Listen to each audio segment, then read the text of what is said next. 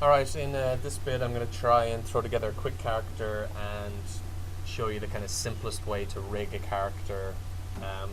Rig in is where we actually put like a skeleton into a mesh object.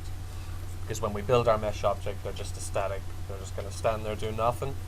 So kind of like claymation, where they would actually have a little a metal armature, it's called, and they would build that, and it can bend and hinge everywhere, and then they put the clay on top of that, and it's much similar in 3D.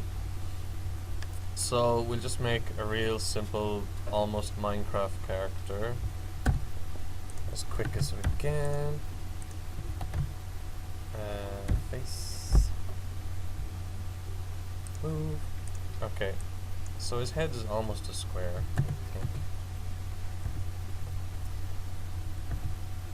So I'm going to grab that and copy his head down here.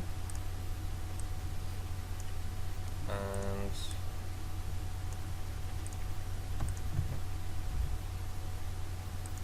looks like he's going to be a big fella, but that's fine.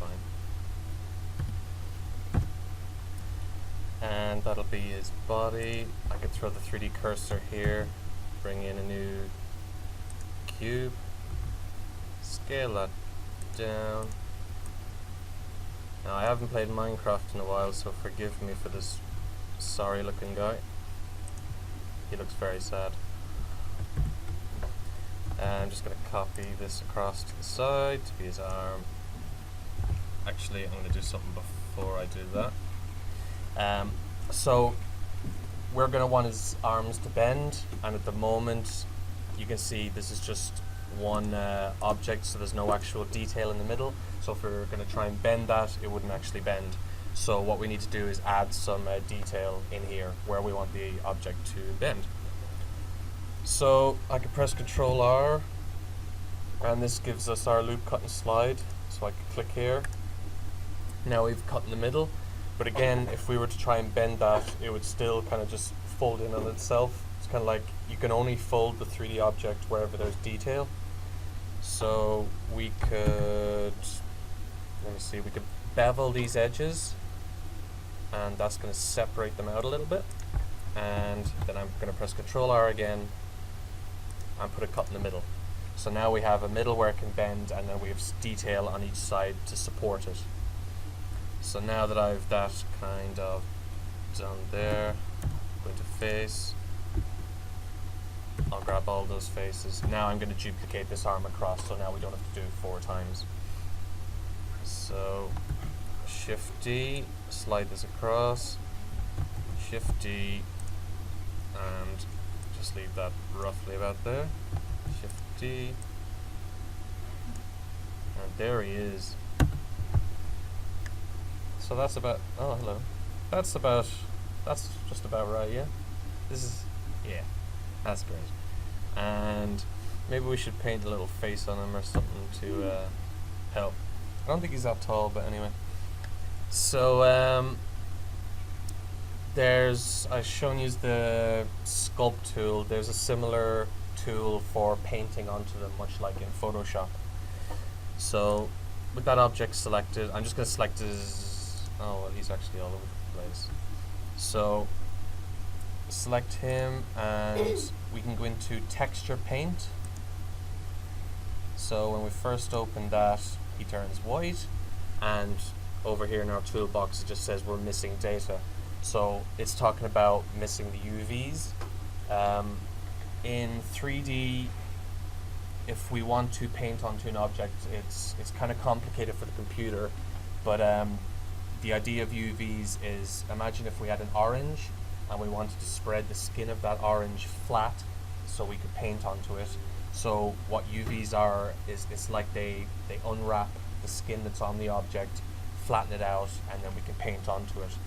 So I'm not going to jump into that because it's slightly not fun, but we can just add simple UVs, and hopefully Blender should be able to sort that out for us, just for a simple kind of demonstration. So we click that, and now it's saying add a paint slot, so I click on that. Now it's asking us all the different types of maps we can add to it. So diffuse color is just, it's the main color, it's the one you always see. We could start working on the shininess of it, but we'll just stick to diffuse color. So we click on that and it asks us a few things about the resolution we want. I'm not going to worry about that. So now he's black. And so now we get a similar thing to our sculpt brush. We have a few different brushes there. And hopefully, if I choose a color, we should be able to and switch on. Oh, I got rid of my light, so that's probably why it's so dark. So let's just see now. I'll add in just a normal light. I'll duplicate that a few times.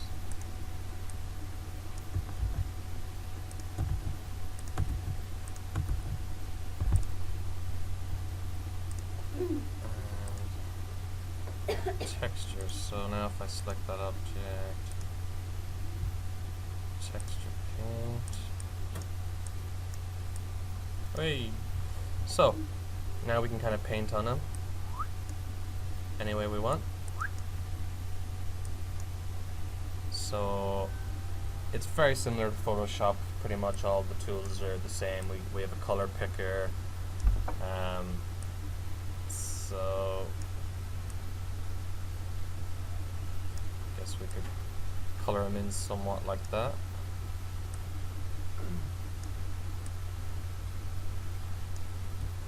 And let me see, he kind of has a blue t-shirt on. I'm not going to get into too much of the details. He has a blue t-shirt. Yeah.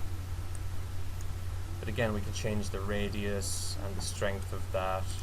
And then there's a few different brushes, so we can like smudge colors together and copy them. Very similar to kind of what you find in Photoshop or GIMP. So come in here and give him some.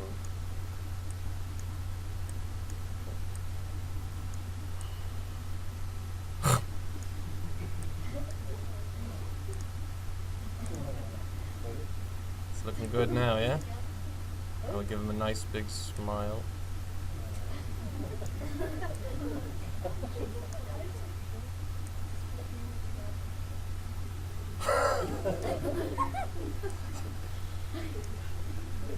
Oh. And we can give him some, what color hair should he have? Blue hair? Yeah. So, I mean, you just get the idea. You can, you guys can spend a bit more time on him. But I think he's pretty great. Right? Filling his mouth a bit there.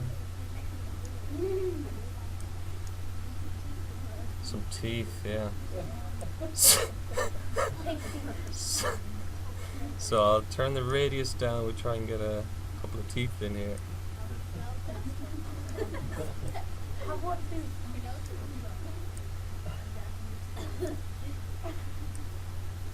Yeah.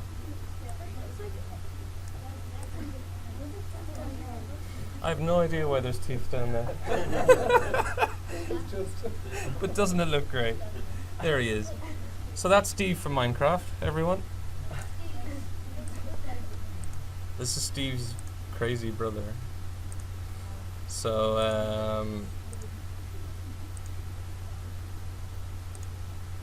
there he is now, glorious 3D. So, right, I'm going to try and rig this beautiful thing up. So, geez, he's kind of distracting now, I think. Anyway, okay, so to create a rig system, we need to create some bones. So I'm just going to do a wireframe. Right, so I'll start by just, normally now in a full, actually I'll show you a full rig in a little while. So I'm just going to click kind of here and bring in, if we go to armature, so I can bring in single bone.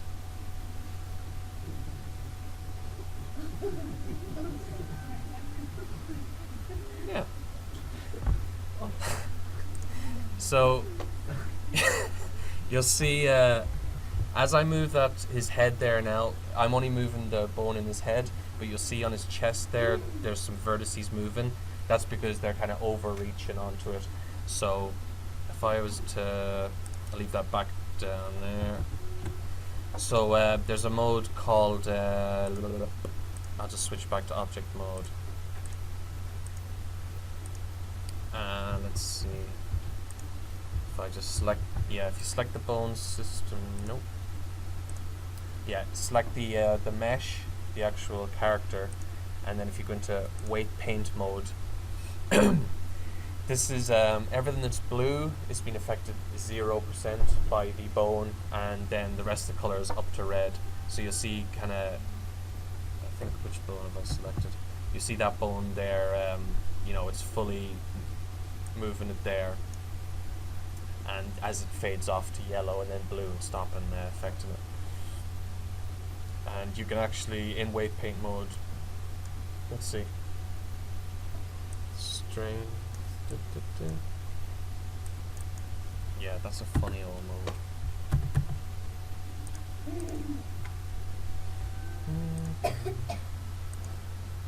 So again, you kind of get the idea with that. Fine.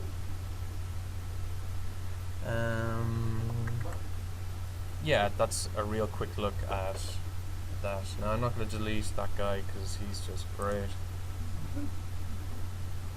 I'll put him up for download if you want him. $4.99.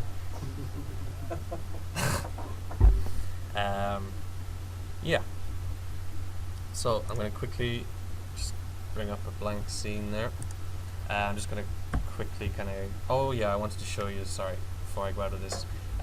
So you can build your own custom rig and all that. It's a very technical process. Blender has an add-on. Blender has loads of add-ons. They're kind of like plugins that just give you more and more features. There's thousands of them. People are making them all the time, and the Blender Foundation review them, and if they're good, they have them with the next release of Blender. But you don't need to wait for them to check them. People are just making them all the time. So one of those is Rigify, sorry, it's called. So I have it switched on. Actually, I'll just quickly show you how to do that. So to access add-ons, we go up to File and User Preferences. So again, we've all the different things. The middle one there is add-ons. So this is where we can activate and deactivate and load up new ones and whatnot. So when you open up first, there's absolutely loads of them already switched on. For example, one I downloaded is Measure It. I'll show you that in a wee while. There's stuff for making simply like bolts, different types of bolts. There's a floor generator, so you can you don't even need to build your floorboards. You just bring in this object and you can tell it how many planks you want, how old the wood is, and it'll start to bend it. It's actually incredible. I only just got that recently. Yeah, I mean, there's a whole world of add-ons. So this one, Rigify, Shift A, and if I come to armature, yeah. So normally in Blender you just have single bone, but Human Meta Rig, if I click on that and zoom in, it actually brings in a rig kind of ready to go.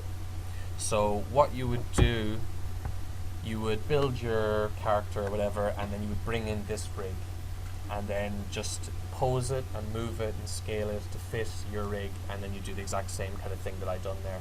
And when you do attach this, like at the moment, let's see.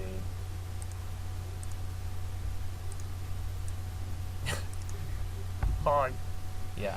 So at the moment, it's set so you kind of have to move every bone individually, and it'll move the whole thing.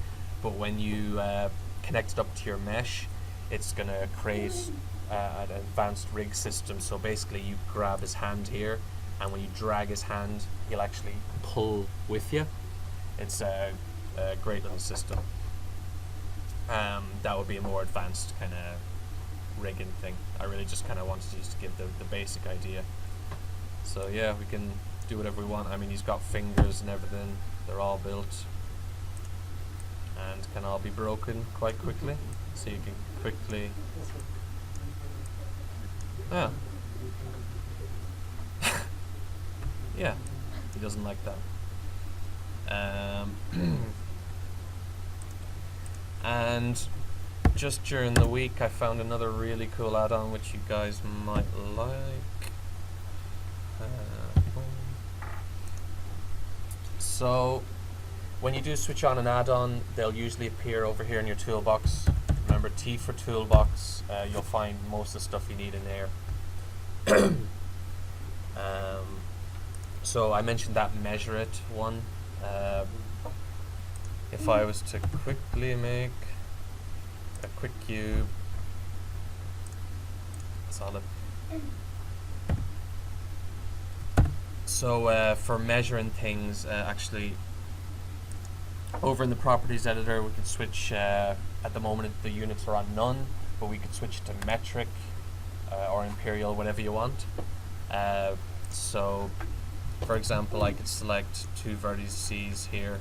You know, let's say we're making a doorway, or we're building something that we want to print, and we want it exact to the millimeter. So we could use our measure it add-on. If I hit segment and show, you'll see now that that object is 2 meters, and we can just add loads and loads of these little objects to measure it out. But the add-on that I have here is called Minecraft Prep, and it's quite amazing. So I'll move my 3D cursor there. So if you want to make like a horse, you click horse, and there's your horse. If you want to make like an iron golem, you click iron golem. If you want a creeper, you click creeper. Another creeper. Enderman. So I don't know who made this. I actually wish I could credit them, but they've kind of selected all the best free rigs that people have built and put them all into this one crazy add-on, which saves you doing like all the work. And these are all, some of them are a little bit weird now. At the moment they look totally weird because you need to kind of render them out properly, but I just wanted to show you that this is here. So like this is like a more advanced rig where we have all these different controls. If we get to pose mode, oh, just pulled his face off. I'll leave him alone. So let's see. Select this guy, pose mode. Let's see what happens this time. Oh dear. Yeah. So we can like grab his little feet and move them around with these little blocks here. Oh, he's okay. Do a little dance, you know.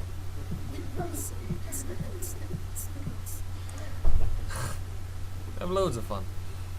So it does take a little bit getting used to work these rigs, but again, one of the courses that I'm going to show you is he actually deals specifically with Minecraft stuff.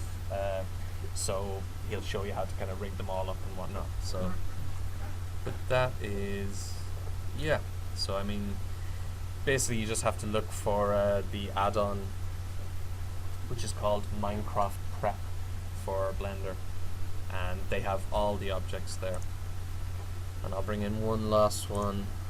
This is this is a better rig.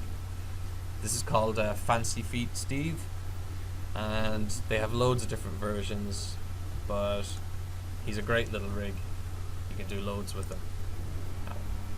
So you'll see here, as I was saying, you can grab the object and the handle kind of follow, you know. And you can do all kinds of things.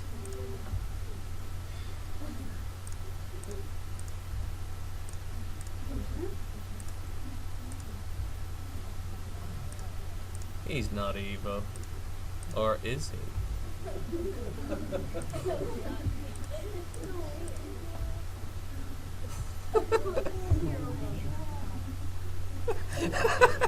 Okay. So yeah, that's kind of the rigging there.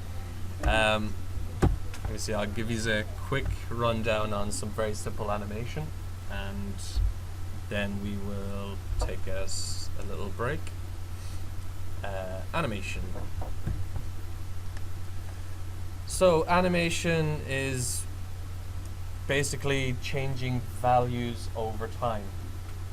It's telling, for example, if I want to move this object from where it is now to straight over here, the computer, what it will be told is that at here, the X, since I'm moving it in the red X, it's here, and so let's say it's at 0.8, and then when I move it over here, it could be at negative 0.8.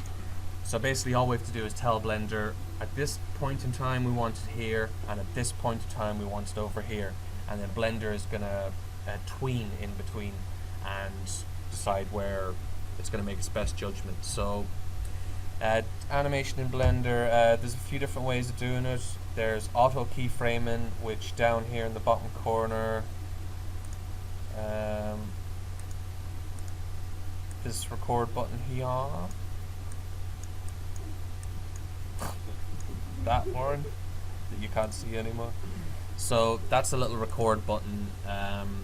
So if I switch that on, so now if we look at our timeline here, I can make this a little bigger, but it doesn't really make a difference.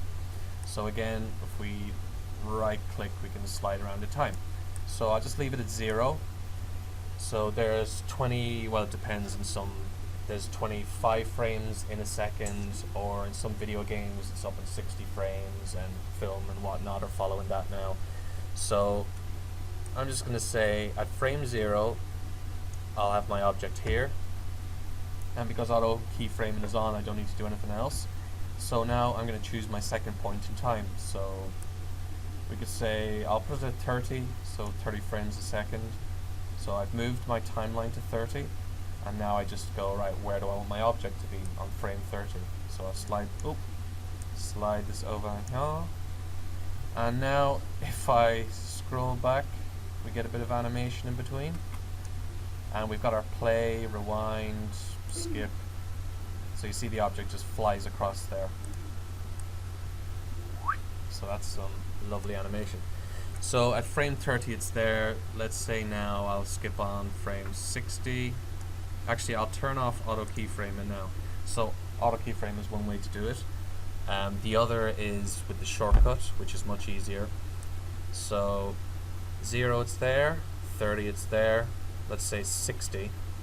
So now rather than waiting for it to do it, I'm gonna move my object. Let's say I'll just move it up into the air and then press I. So I is insert keyframe, that's always the shortcut for it. So that brings up your insert keyframe menu.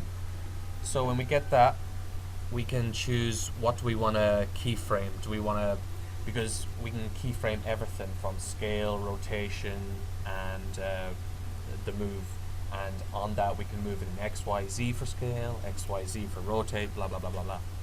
So when we are working on a proper project, we want to, make sure we don't animate things that don't need to be animated, but just for demonstration. So I'm just going to click on location there. So I moved it up, and hopefully, hooray.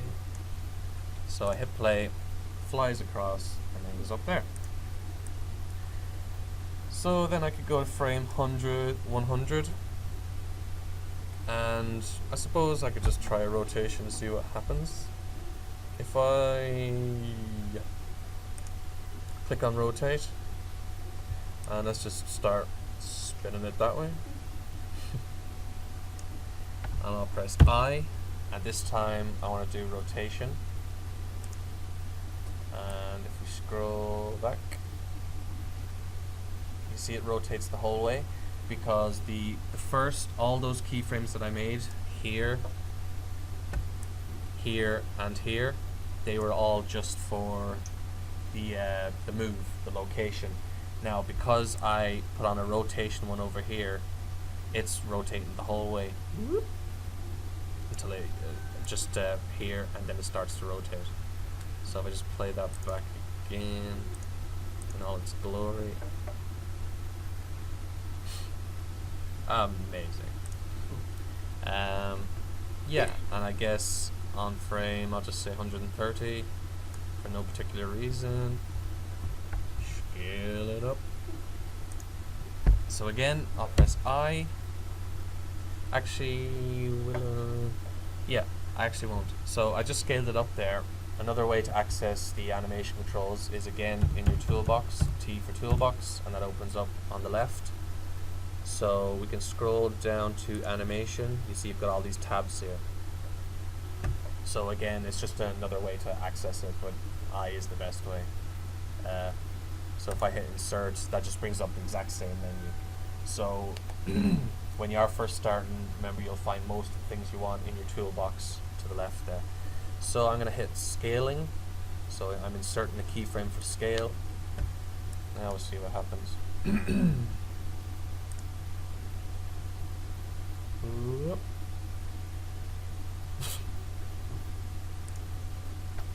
Yeah. Yeah, that's some real simple kind of animation bits. Yeah, to edit the animation then, so the timeline here, it's really only just a visual representation. You can't actually make edits to it. So we have to open up the animation editor. So it's another window, like you thought there wasn't enough already. There's an absolute load of them. But remember, I think there's like 11 different areas of animation blending. You know, there's modeling, animation, painting, scripting, all that. You don't have to learn all of that unless you really want to. You could be just an animator for your entire life and you could just only ever do animation. So you're the guy that your modeler will go, hey, I just built this guy, now I need him to explode or whatever. So you'll be the guy to kind of do that if you're working on effects or whatever. So don't be too intimidated if you do feel that way. There's just absolutely loads to it. But yeah.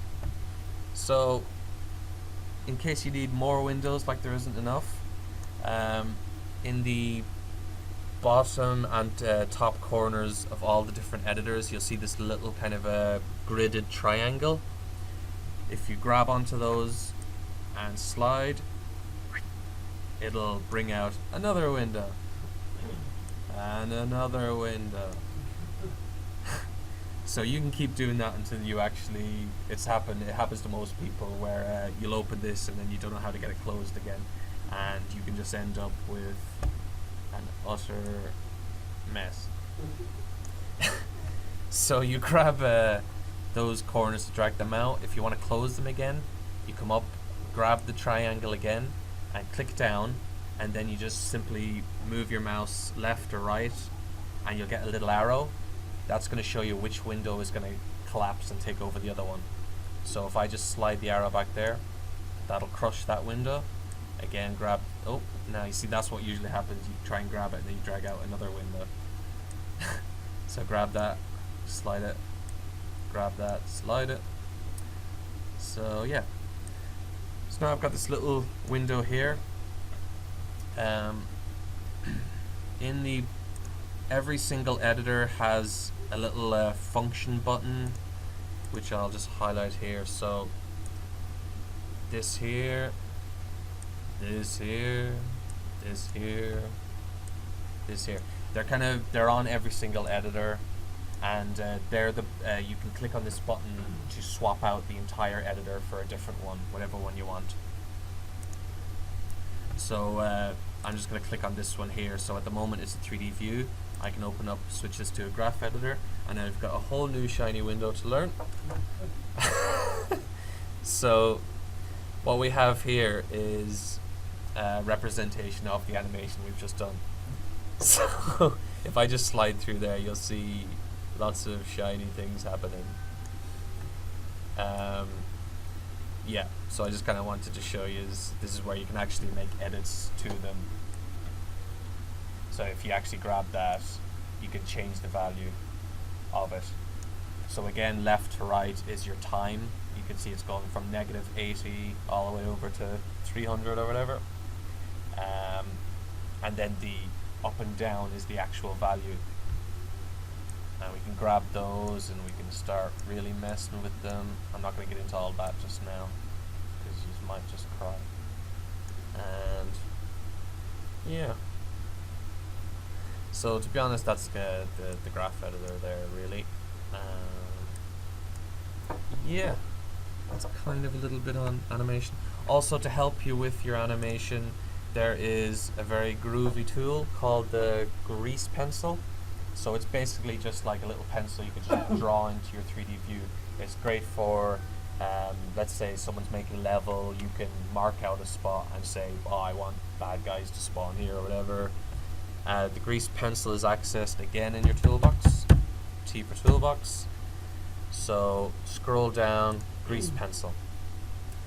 So if I just simply, we've got draw, erase, line, poly. If I just click draw, we can, when you draw and you draw a line, it'll stop then, so now it's just a line that's sitting there. We want continuous drawing on, so I hit draw again, and now we can just do whatever we want, and you'll see it actually builds a 3D line flat to your screen.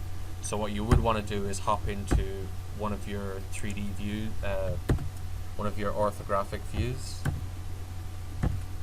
one of the flat views, and actually I'll go to the top. So then I'd go to draw, and then you can simply, you can mark out something for a guy. Maybe you want this to be an area where there's a boss or whatever, and then you've got a road going down here, and yeah, and then you want like maybe a big mountainy area here. So you could just very quickly use it to scribble out ideas. It's great for that. That actually looks more like a sad face, doesn't it?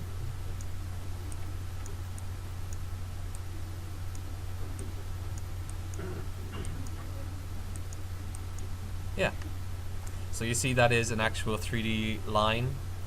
You can also convert these then into lines which you can edit and all that. And I'll just exit that. Let's see. You can also just draw straight onto your view. So if I hit draw again,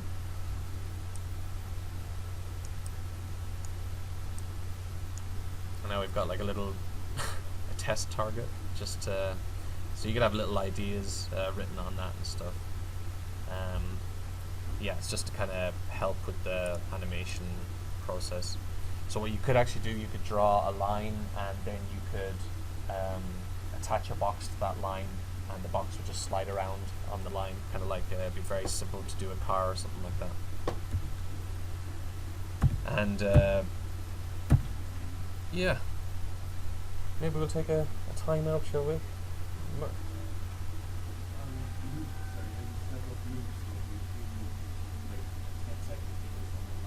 Yeah, definitely.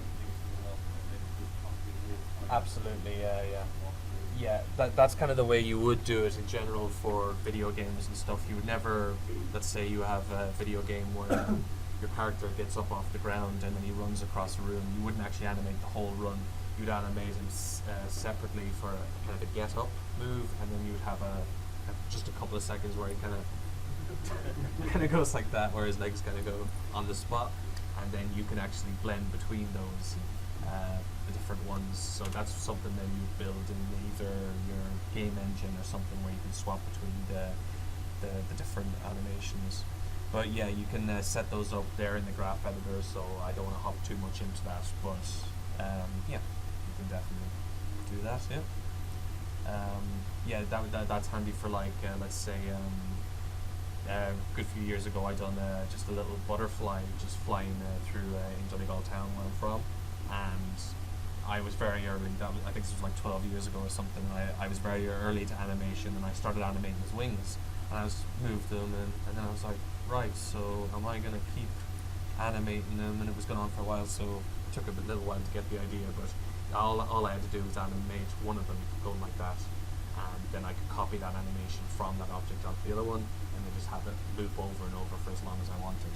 So you just have a little bird kind of flapping away, or a butterfly, and then you could attach him to a line, and you just kind of follow the line. That's how that was done. So yeah. So grab a cup of tea or something, and it'll be the final hurdle next. The next bit will be fun, I promise.